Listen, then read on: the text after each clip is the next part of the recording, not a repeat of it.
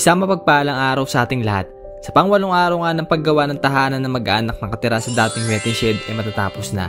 Bali ngayong araw nga gagawin naman ng bintana, pintuan at magpipintura na kanilang tahanan. Napakasarap isipin na malapit na sila makalipat sa bago nilang tahanan na ibang-iba na sa dati nalang sinisilungan.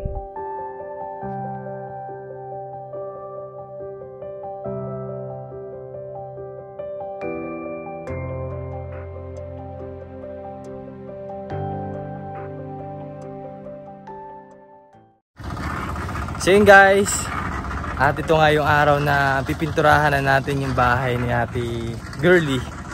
So kanina nakabili na rin ako ng pintura para nang sa gayon ay mas lalo pang tumibay yung dingding niya. Di rin na gaano mabilis masira yung plywood. So yun nga, ang gagawin na lang dito sa bahay ni Ate Girly ay lalagyan na lamang ng bintana, dalawang bintana, tapos gagawin ni tatay ng pintuan. Kahapon tapos na rin to yung nasa taas. Ay, kamusta pala ate kahapon? Umulan, di na naampias? Ay, hindi man po. Ah, okay na? Opo. Kaya nga. Ayos na. Ayos na, no? Ay, wala naman tumutulo na. Hindi na. Wala naman po. Hindi man yung wala na, di katulad yung umulan na natulupan, wala pa siyang nakagano. Ah, wala pang palupo, no? Wala pang palupo. Kaya tumulo. May nailapin na, wala na. Maganda na. Sobrang ganda. Pero may mga na dumadaan dito, ano mga sinasabi sa iyo? Nasabi po nila, tignan lang, ang ganda ng bahay mo, sobrang Pasko po talagang blessing yung bahay mo, Pasko. Ang aga pala ng regalo sa iyo, no? Ang aga ng regalo, sobrang pagang regalo, sobrang. Masaya talaga kung maganda bahay. At tapos, sabi ka nila sa akin ay, napakaswerte ko daw at ako yung natulungan ng vlogger. Sabi ko, siguro maganda rin ang ano sa tao, kaya natulungan din. Kaya nabibigyan ng biyaya. Kasi mostly naman yung mga nakatira dito ay ano naman, ang bahay po ay mga light material po yung gamit. Pero unlike dun sa bahay ni Ate Girly na talaga naman kung ano, walang maayos na dingding kung saan nilagyan lamang po ng kumot. Yan, para ano lang, matagpian lang para hindi sila maulanan. Pero yun nga, deserve mo talaga mabahayan, no? Sa kabila ng tahanan mo, eh, talaga nagtitiis kayo. Paano, inisip ko nga kung paano kayo doon kapag umuulan eh. Basta talaga po kami doon. Kahit ganun, basta talaga. Lalo't mga butas-butas na yung ano, yung waiting shed. Waiting shed, sira na. Sira na. Kahit ang pawid ay ganun, negatis balikat, may tumutulo. Oo. Pag may ulan, wala mo na tulog. Pag wala ng ulan, yan, kakatulog na. Kaya tis-tis. Kaya ilang araw na lang ilang naman araw na lang pwede pang... Pero natutulugan na. Natutulugan na? Sobra. Kaya ito mga bata, mama, swerte mo. Ngayon ka talaga mapasko tayo, kadalapay natin. Nanay, ang swerte natin. Ano, Tutoy? Ano pangalan nito? Si Jeffrey. Si Jeffrey. O, ano masasabi mo, Tutoy, sa bahay mo? Ha? Nasabi mo? Maganda. Maganda, ano? Ay, ano ang pakiramdam nung pag naulan? Di na kayo nababasa?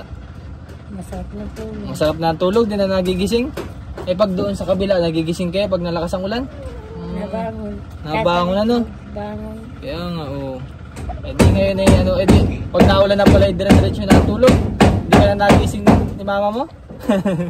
Kakatuwa naman, ano? Hindi na sila nagising lahat. Oo. Kaya kapag naulan na yun, kasi kayo bangon, nagatulog na. Kaya na yun na. Kaya yung talaga ko, mama, thank you Lord. At binigyan tayo ng maganda bahay. Ngayon mapasko. Birthday pa naman si mama sa Pasko. Birthday sa December, maganda ang bahay. Ngayon 14. December 14. Papalito nga yung aking kapatid. Nakita nga ni pinost ng aking anak. Bahay, sa iba mo pala Eh, kailan pala ang punta mo sa Maynila? Ay, hindi ako kakapunta tayo. Kaya kapitan. Wala nga naman. Mabisita na lamang dito? Dito na lang sila. Nabigyan na lang nila ako ng prize. Ba? Maganda yun. Kailan yun, kailan? Aba, parang matagal-tagal pa, ilang araw pa sila. Tabar ko daw ang asakyan. Pero nabiyahe na? Opo, nabiyahe sila. Kasi may nakwento sa atin si Ate Girly na meron siyang kapatid na nasa Zamboanga at nakita lamang yung video niya noong time na nag-post tayo sa social media. So ngayon nga ay uuwi daw yung kapatid niya para i-meet siya ulit kasi halos para 20 years kayo din nakikita. Opo. Hindi ayos pala no, at nakita ka. Nakita kawawa pa rin kapatid natin. Mapunta tayo, mauwi. Kaya natin mauwi, kailangan dito. Nakita nila yung kailapan. So yun nga, at magpipintura muna tayo ng bahay nila. Nasa gayon ay mas lalo pa tumibay yung pinakadingding.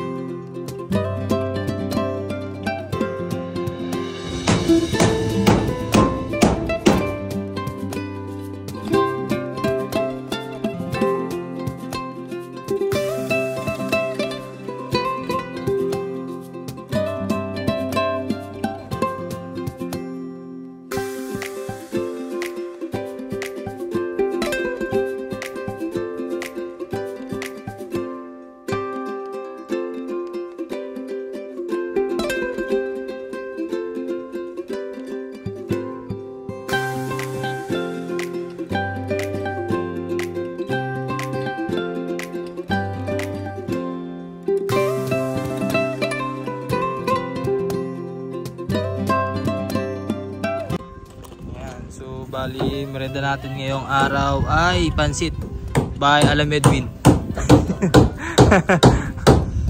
Bali, bumili tayo ng maunay sa niluto ako ni Edwin. Pudi ko. Ayan, so, una natin. Merenda pala natin. Ay, ang bilis oh. Umalis. Tapos sabay bumalik. Ang ating foreman for today's video.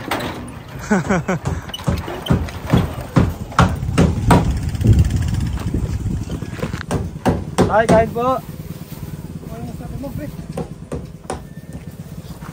Hong Kong? Kala ko nag-ano yun? Korea? Sarap.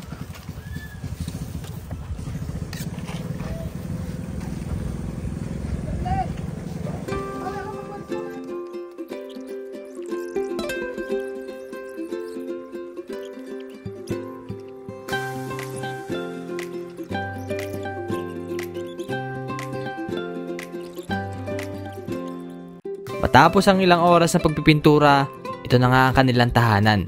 Lumabas na ang tunay na ganda. Muli, nagpapasalamat po ako sa ating sponsor na sina Ma'am Sisi and Sir KP. Salamat po sa kabutihan at pagmamahal sa mga tao na nangangailangan. Ganon din po sa iba pa nating mga sponsor, kay na Ma'am Betty, Ma'am Aluri, Tito Dads, Ma'am Amy, Ma'am Nida, Ma'am Rachel Rog, Ma'am Nana, Ma'am Yolanda, Ma'am Marites, Mangyan sa Barcelona, at sa iba pang nating mga sponsor. At sa mga anonymous sponsors, maraming salamat po. At salamat din sa mga kaibigan ko na tumulong sa paggawa at pagsuporta sa lahat ng bagay. Salamat mga pre. At kay Tatay Rene. God bless us all.